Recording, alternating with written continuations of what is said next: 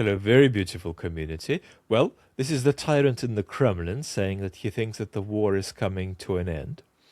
We'll analyze that, and we'll also analyze a leaked report from the Kremlin that strategizes how the Russian propaganda machine would handle a heavily compromised end to the war. And we'll shove that on the screen just after we look at this 15-minute clip from the tyrant in the Kremlin. Пообещали помощь и начали раскручивать противостояние с Россией, которое продолжается до сих пор. Я думаю, что дело идет к завершению, но все-таки это серьезно. He said, I think things are coming to an end. So, before we analyze this report, let's think about what we make of Putin's statement there. Now, Putin has said that the war may finish soon on a few previous occasions. But that was perhaps more tied to expectations of a particular kind. In other words, he would say things like the war could come to an end if, the West wises up and stops supporting Ukraine. This is a slightly more freestanding version of that statement. So what do we make of it?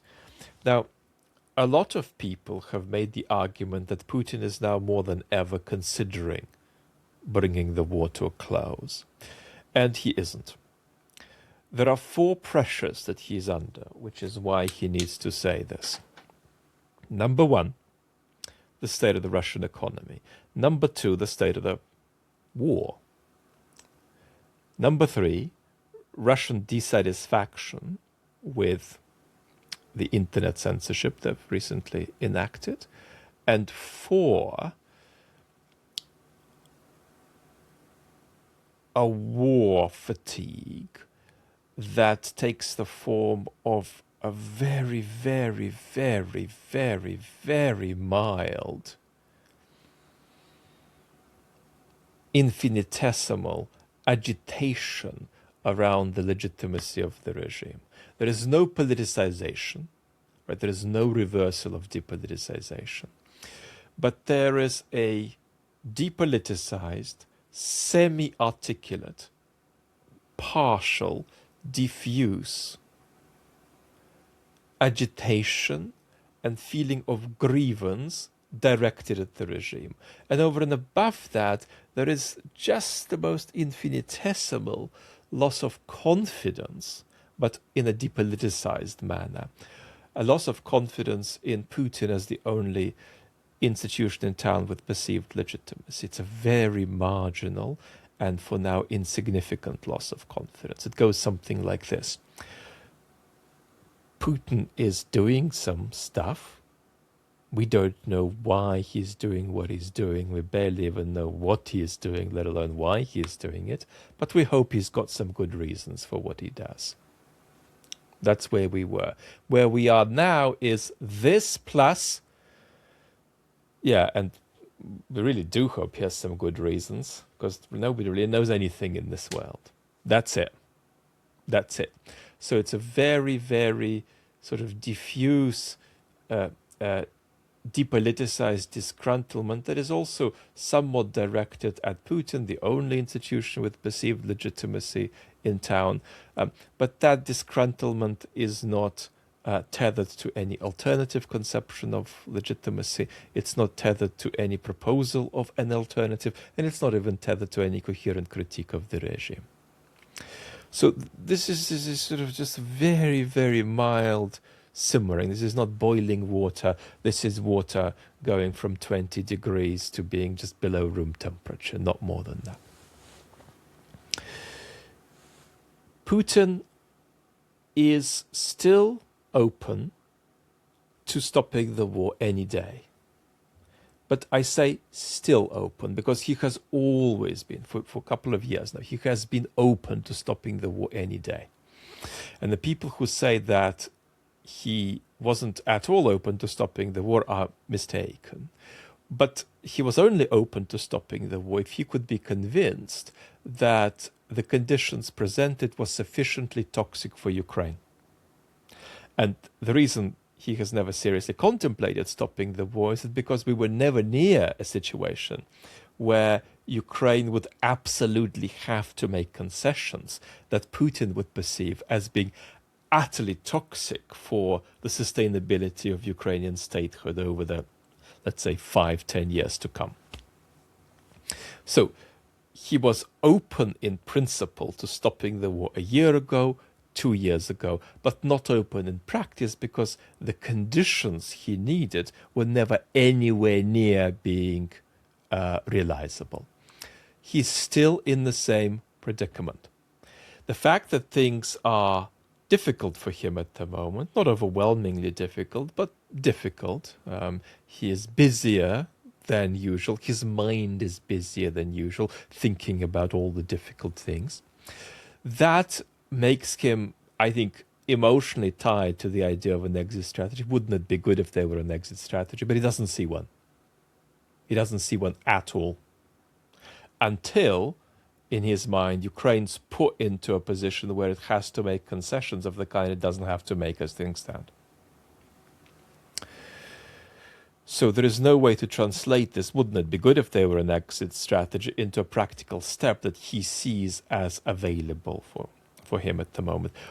What could change that? What could change that is Putin being convinced that a deal that is offered to him is sufficiently toxic for Ukraine. And that could happen in two ways.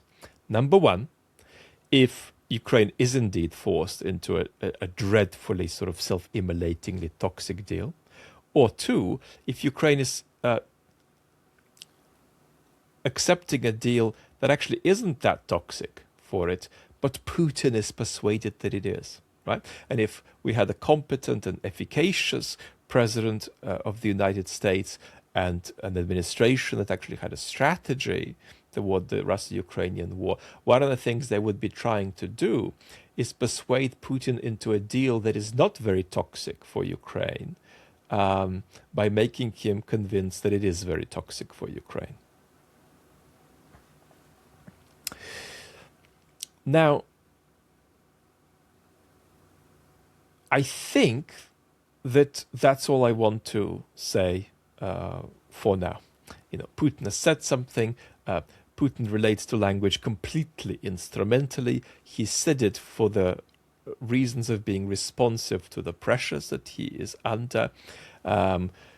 He is extremely keen on polls, because polls in Russia are a mechanism for the reproduction of the perceived legitimacy of the tyrant in the Kremlin. And so when Putin is unhappy about something, there he is going to adjust his language. But that does not translate into any increased practical openness. Now, Mark Galeotti has made the case that this leaked report, which we'll look at right now, could itself be an attempt by the regime, if I understand Mark correctly, to initiate Putin into some degree of dialogue about the prospect of bringing the war to a close. So this is the regime supposedly saying to Putin, look, obviously we can't contradict you, we can't say no to you, but why don't we think a little bit more about this possibility? Might it not be the least worst option on the table? So it's a way of normalizing certain discourse and then initiating Putin into it. Well, I think that's a plausible point. It's not going to work, but it's a plausible point. But what you can't do is translate that point into the thought that Putin is in a special way more open to stopping the war today than he was a year ago.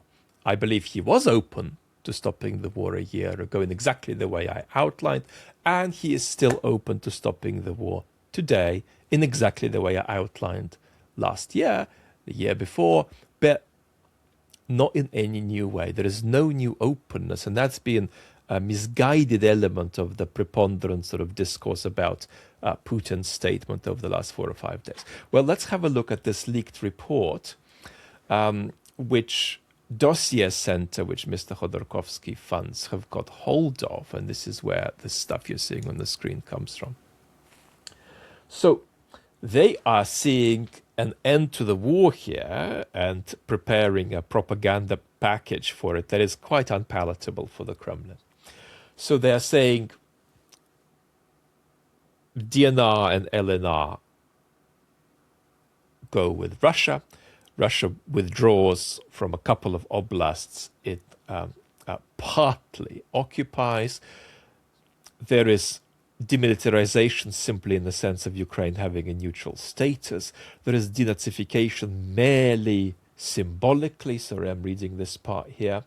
Sanctions are eased, and some Russian money is unfrozen. There is no capitulation pact. Mr. Zelensky remains in power. What the hell are we going to do with the different demographics who are going to be really pissed about this? And they've got three categories. They've got the unhappy Z patriots sitting on their sofas looking at the TV and saying, what the hell is going on? They have got the category of the vets coming back from the front, those who are still alive. They've got the fatigue depoliticized blob that just wants a kind of a return to normal life. And you've got folks who've actually been benefiting from the ramping up of the military-industrial complex. And they have little solutions for each party. So you've got to do some rewiring work on the big leaders in the Z movement. You've got to signal to them the inadmissibility of the discreditation of the Kremlin. You've got to try to rationalize to them that this is indeed a pretty good victory, and so on. Then you've got the vets, and there are a couple of solutions there too, 4 of them. Basically, they're talking about things like trying to co-opt them into the political system at a low level so they feel included. They talk about acknowledging what they've been through and the catastrophic losses. For the fatigue depoliticized blob, they talk about a sort of a demonstration of good news, normalization of travel, and perhaps even an amnesty for some people, except people who are really overt enemies of the regime. And they've got a few tips for what to do with the military-industrial complex folks. So they're strategizing about what on earth we're going to say to each group if we don't achieve the kinds of things we were claiming we were going to achieve over the years of the war. So this is the line about, this is the line they want to push about how cessation of the war is about finally prioritizing the future and, returning to a world in which life will be normal and comfortable, right? There we go. Let's see what else they've got here. Russia has gained a lot, and there's a list. Well, we're not going to go through that. What have they got here?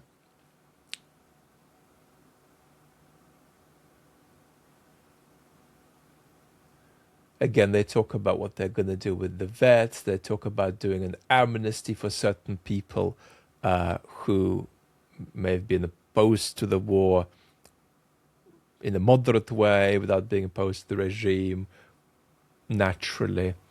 They talk about the rehabilitation of the word peace, and this is their substantial outline of the sort of the model of understanding within which they want to package all of this. So they say here at the top, Putin has achieved peace, Putin has bent the West, and successfully managed to, blow up the plans of the West to widen and prolong the conflict. As absurd as that sounds, given that it's Mr. Putin who has started and refused to stop the war. Who have we actually beaten? Well, we have beaten some kind of internationalist, imperialist, and globalist forces. What's the victory for? Russia has gained a lot. Russia has gained a lot of territory. Here's the key point. Ukraine will not exist after its defeat, although they're not really talking about a defeat of Ukraine. They're talking about a compromised end to the war. But they're saying within 10, 15 years, Ukraine's going to be a goner. The European Union will continue to decline. It's important to learn how to stop in good time. The happiness of victory. Power in unity. So, what is this? This could be a fake, a kind of deliberate leak, but this reads very real to me. I don't see a problem with this being real. But here is the deal. There could be 7 other presentations for other scenarios, like attacking Latvia and Estonia. So we have no idea about what other scenarios they've got little bits of paperwork for. That's one thing. And the second thing, it's very important that we don't tie this to the notion that Putin is coming to increasingly accept that this is going to be necessarily an outcome that needs to be pursued in the near future. Putin is currently on course to carry on the war, and as I read him, he doesn't see an exit strategy. And the only way he's going to see one is via that, really toxic outcome for Ukraine. If a picture of that kind can be presented to him and he can be persuaded of it rightly or wrongly, then he is going to be happy to end the war. If things continue getting more stressful for Putin, he is going to revert increasingly to something he's been doing a bit less of in recent years. That, of course, is nuclear blackmail. So that's my somewhat no radical change here breakdown of the leaked presentation and the statement of the tyrant in the Kremlin. This weekend, probably Sunday, maybe tomorrow, but probably Sunday, new main channel video in which in about 10 minutes I'm going to present 5 mental blocks European leaders have about properly challenging Trump and 9 things they can do to challenge Trump better. Lots of love. Make sure to catch up with the main channel over the weekend and see you soon, beautiful community.